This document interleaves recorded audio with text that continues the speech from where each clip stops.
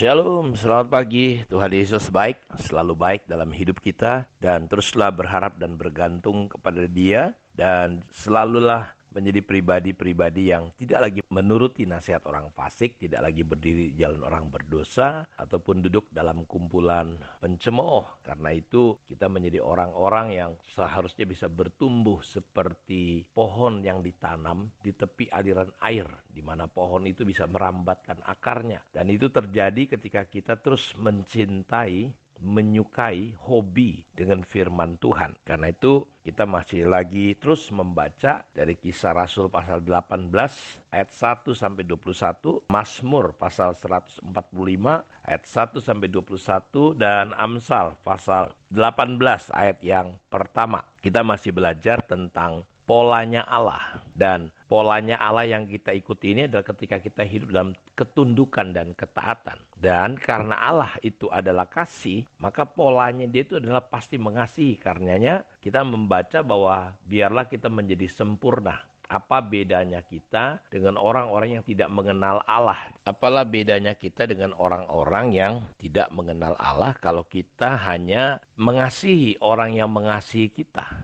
Karena itu di dalam Matius itu dikatakan biarlah kita menjadi sempurna seperti Bapa kita di surga. Karena Bapa di surga menurunkan hujan, memberikan matahari, bukan hanya kepada orang yang baik, kepada anak-anaknya saja, tetapi juga kepada orang-orang yang belum percaya kepada Dia. Artinya, kita perlu hidup di dalam polanya Allah dengan cara mengasihi, dan Allah itu adalah kasih. Kita disuruh menjadi sempurna, sama seperti Dia. Kalau tingkah laku kita, sikap kita, cara kita, di hati kita gagal mengasihi, apalah bedanya kita dengan orang yang tidak mengenal Allah? Apa bedanya kita dengan orang fasik, orang jahat, kata Tuhan? Karena itu kita harus belajar, kita mulai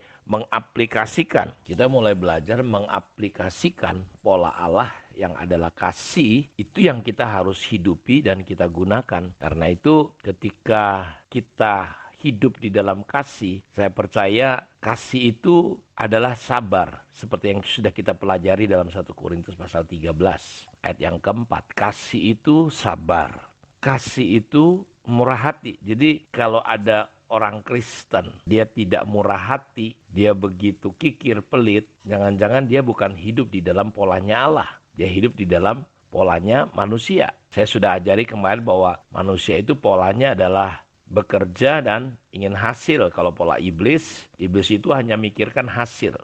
Tapi kalau Tuhan, yang pertama Tuhan, yang kedua bekerja, baru yang ketiga hasil. Jadi kita mengikuti pola apa? Nah, dalam mempraktekkan kehidupan ini, ya dalam kehidupan semua segmen, dalam rumah tangga, dalam bisnis, dalam membangun hubungan, dalam pelayanan, dalam hidup bergereja, kita belajar untuk menghidupi, mentaati, ya, mempraktekkan apa itu yang dimaksud sabar, apa yang dimaksud itu murah hati. Sabar itu adalah sebuah kekuatan, kemampuan untuk menanggung sebuah keadaan, situasi yang tidak ideal. Murah hati itu, saudara, adalah kemampuan kita tetap memberkati orang dalam kondisi kita yang kekurangan. Seperti janda di Sarpat misalnya. Seperti kisah Ishak di tengah kelaparan. Justru dia menabur. Tidak cemburu. Tidak curiga. Seperti yang banyak terjadi gara-gara cemburu. Orang bisa bunuh-bunuhan suami istri. Di sini dikatakan dia tidak memegahkan diri. Tidak mengangkat-angkat dirinya. Tidak sombong, dan ini sebuah kekuatan, kemampuan untuk kita tidak terluka.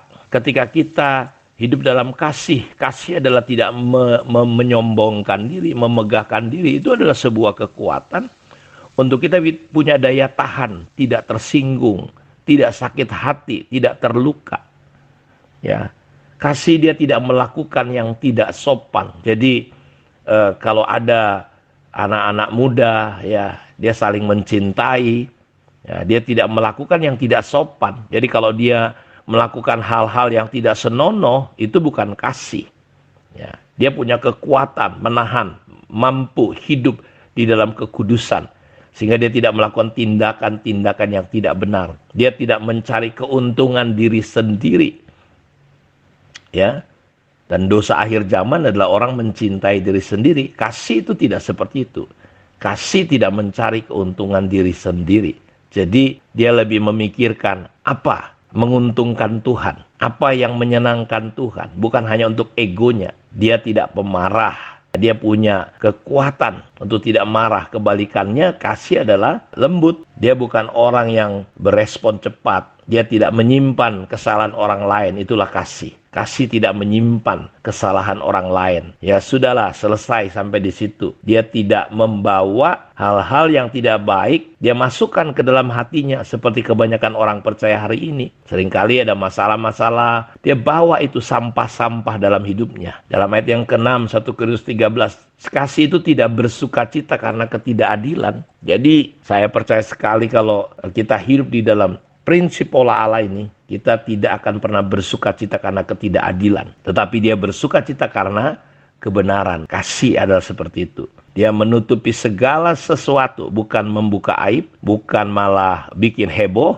orang jadi berkelahi. Dia percaya segala sesuatu, mengharapkan segala sesuatu, sabar menanggung segala sesuatu. Luar biasa. Ketika kita berada dalam pola Allah. Nah, untuk kita bisa hidup di dalam kasih, cuma satu, kita belajar taat dalam perintah Tuhan ketika dia memerintahkan, kasihi saudaramu sesamamu seperti aku telah mengasihi kamu. Saya berharap definisi kasih ini kita tangkap dan kita mulai bangun dalam hidup kita. Tentu sekali lagi bukan dengan kekuatan kita nggak mampu.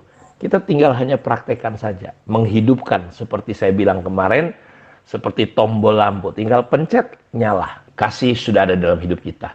Karena Yesus ketika kita percaya, dia ada dalam hidup kita. Dan dia adalah kasih. Sudah hanya tinggal mengasihi, membuka pintu hati saudara. Karena itu mulailah praktekkan, memberkati, mendoakan musuh-musuh, lawan-lawan, orang-orang yang menurut saudara menjengkelkan. Kiranya Tuhan memberkati kita semua. Mari kita berdoa. Bapa, terima kasih.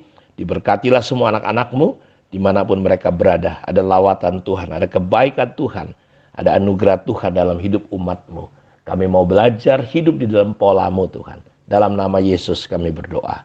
Amin. Tuhan memberkati kita semua. Shalom.